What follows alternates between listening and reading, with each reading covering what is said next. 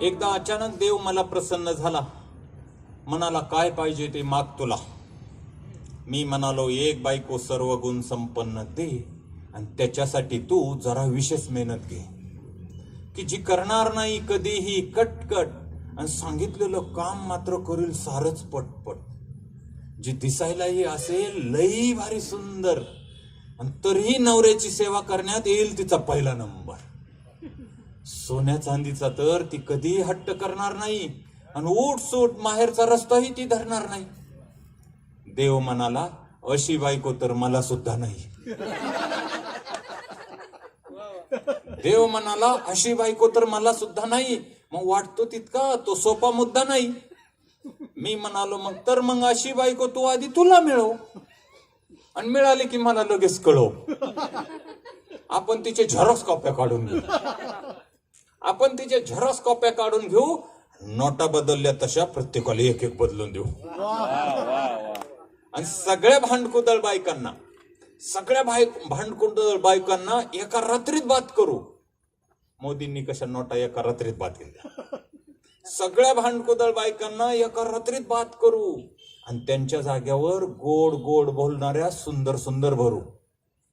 मग कॅशलेस झाले तसे सगळे घर भांडणलेस होतील आणि इथून तिथून साऱ्या नवऱ्यांना एकदम अच्छे दिन येतील.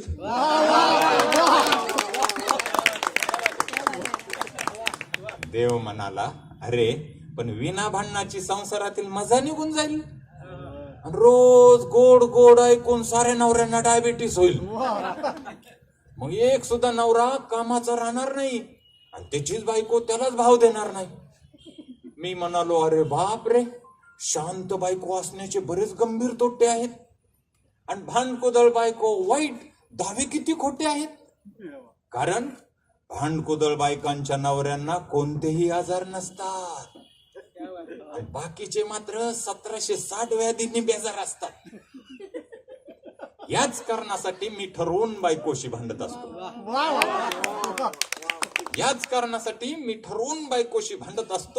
आणि त्याच्यामुळेच मित्रांनो मी इतका तंदुरुस्त दिसतो. म्हणून प्रत्येकाच्या बायकोमध्ये एक तरी भांडणाचा सद्गुण असला पाहिजे. आणि तो शेजाऱ्या पाजाऱ्यांना नवऱ्याच्या तंदुरुस्तीत दिसला पाहिजे.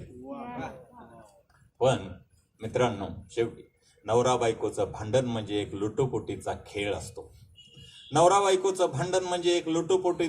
असतो. जसं गोड जेवणामध्ये चटणी आणि लोणच्याचा मेळ असतो. म्हणून घरातील भांडण कधीही उंबऱ्याबाहेर आले नाही पाहिजे आणि कितीही ताणले तरी ते कोर्टाच्या पिंजऱ्यात गेले नाही पाहिजे.